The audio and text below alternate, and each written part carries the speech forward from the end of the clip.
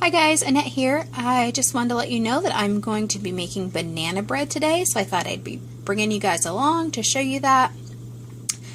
I'm going to do this banana bread for the holidays, and I'm going to leave out the chopped walnuts because you never know people's nut allergies. I'm making this for the holidays, like I said, and I don't want to give it to anyone who may have a nut allergy, so I'm going to go ahead and leave those out.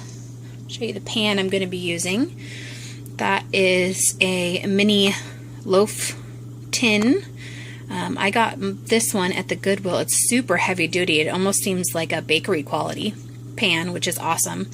I'm just going to spray each of those little loaves down with some cooking spray before I fill it with batter. And here are most of our ingredients. There is flour, sugar, baking soda, baking powder, vanilla, cinnamon, nutmeg, and eggs. And then the mashed bananas. Well, they're not mashed yet, but the bananas are right there. Really overripe bananas. This recipe says 5 medium or 1.5 cups, but those 4 are going to be more than plenty. And a few things that I like to add to my banana bread is a little bit of that Penzeys cake spice right there. I bought it in the bulk package and put it in my own jar, and then a little bit of rum extract along with the vanilla extract. I think it just enhances the flavor. Sometimes I use brown sugar. Today I've ran out and I didn't feel like making any, so I'm just going to use the white sugar, which the recipe calls for, and I still need to get out 1/2 cup of oil. This recipe calls for oil, but I'm sure you could substitute butter if you really wanted to. And we're going to start by mashing these bananas up. My favorite way to do that is with like this flat whisk. I just go through. Usually I hold the bowl with the other hand, but I go through and I just smash them all up until they're really, really smooth. I don't like big chunks of banana in my banana bread. I think it should just have like a sweetbread consistency with a really good banana flavor. And to get a really good banana flavor, you want to make sure your bananas are like really ripe with like the big black spots on them. That's going to give your banana bread the best flavor. So I'm going to go ahead and continue to mash all of these up, and I will bring you back when I start to add the other ingredients. Okay, so there's the bananas all mashed up. To that we're going to add the 2 slightly beaten eggs, and we're going to add the 1 cup of sugar,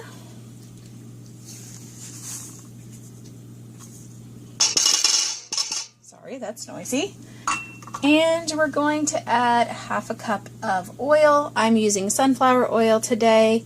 I usually use sunflower or avocado oil, but you can use whatever oil is your preference. You could probably use melted coconut oil. I would actually probably like that, even if it was the raw unfiltered, because I think a little coconut flavor with banana would be really good, but my sister-in-law is allergic to coconut, so I don't use coconut oil in anything I might be giving her, and some of these banana breads may go to her and my brother. So the recipe just calls to mix these all together.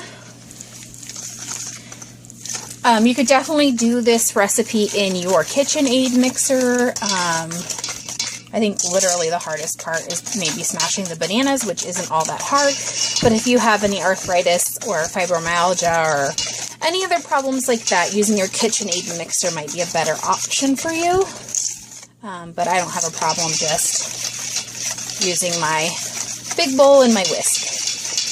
So I'm going to get those really combined well.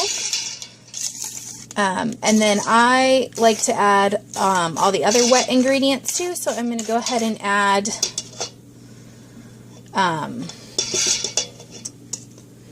that vanilla extract and the rum extract. So let's see if I can do this one-handed. Didn't take the lids off beforehand. I'll be back in 1 second. So I'm going to put a good teaspoon of vanilla in. I really like vanilla. I think it adds a good amount of flavor to your bread, and also maybe about a half a teaspoon of the rum extract, maybe a whole teaspoon. I don't measure those, I just pour a little bit in. The recipe that I'm using is from the Better Homes and Gardens cookbook, and it actually doesn't call for any vanilla extract that I could see, but I always put it in along with the rum extract. And the other thing that I think is weird that it doesn't call for is any salt at all, especially when you're using oil. If you're using salted butter, you might not need to add any salt, but it is odd to me to be making a sweetbread with no salt. You need a little bit of salt to enhance the flavor of the sweet. So I'm going to go ahead and mix those in. I think my recipe, like most quick bread recipes, calls to mix the dry ingredients separately and then pour them in. I never do that. I never waste another bowl. I just really make sure that my baking powder and baking soda are really well sifted. That way there aren't going to be any clumps in my bread. You don't want any clumps of baking soda or baking powder in your bread because that will taste very gross to bite into. So I'll be back when it's time to put in the dry ingredients. Hey guys, sorry my video got cut off. Hopefully I'll be able to splice these together for you guys. What I've put in here already is 1 cup of sifted flour. There is 1 cup of one cup of flour in here that I'm going to sift. So 2 cups of flour total. There is about a half teaspoon of salt, 1.5 teaspoons of baking powder, and a half teaspoon of baking soda. And I'm going to go ahead and just sift those right into this pan, or this bowl, excuse me. And I like to do that just because I know that there's not going to be any chunks of flour that are stuck together, or any chunks of the baking soda and baking powder. And my baking powder was a little stuck. I think some humidity got it to it, so that's probably it right there. So I'm going to go ahead and scrape that with a spoon and make sure it's all sifted in. And then I'll bring you guys back when I'm adding the spices. Okay guys, I'm going to tell you what I added, and then I'll tell you what the actual recipe in the recipe book calls for.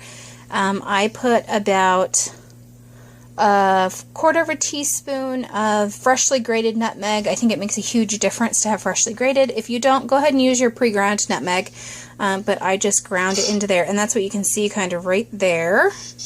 And then the recipe calls for a quarter teaspoon of ground cinnamon. I am a huge spice fan. I really like my quick bread spicy. So I put a whole teaspoon of cinnamon and a whole teaspoon of that Penzeys cake spice in.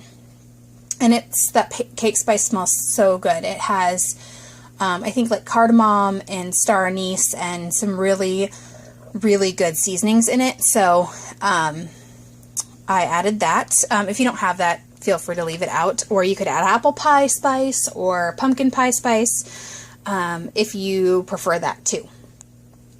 So I'm just going to go ahead and start mixing this all up. You don't want to over mix quick bread. It's okay if it's a little lumpy.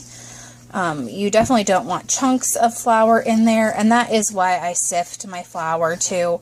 I have made quick breads before, not wanted to over stir them, and wound up with like a chunk of raw flour inside, which is just not tasty or pretty. So I'm going to finish stirring this up, and I'll show you what it looks like right before it goes into the pan. And it smells really good already. Okay guys, so that's what the batter looks like, all made up.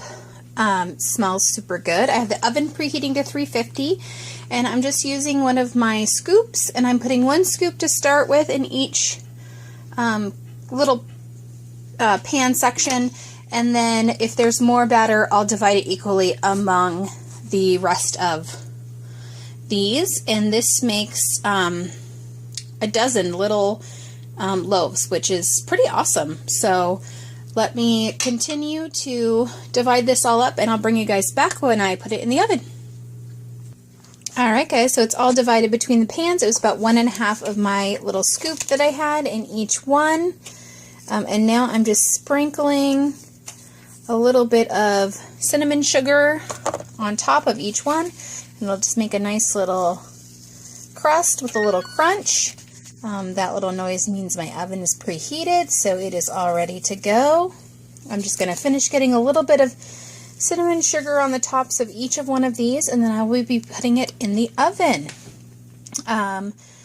I don't know the time on this. I'll try and let you guys know as soon as I'm done. I'm going to check it after about 20 minutes because it's in these little pans instead of one big pan. But I will let you guys know for sure when I pull them out of the oven and show you what they look like. Alright guys, there they are out of the oven. They took about 22 minutes in my oven, just so you guys know, for if you're going to do these little mini ones. I think the recipe, if you make a regular loaf pan, it says it takes about an hour. It's another reason why I like doing these little loaves. They're cute, and even if you're just making them for your family and not for gifts, they take a lot shorter time in the oven, which I think is awesome. And if you're a family who likes like the end pieces, this is perfect because everyone gets their own little mini loaf. I hope you guys try this recipe. I will try and leave it in the description box down below with my changes that I made.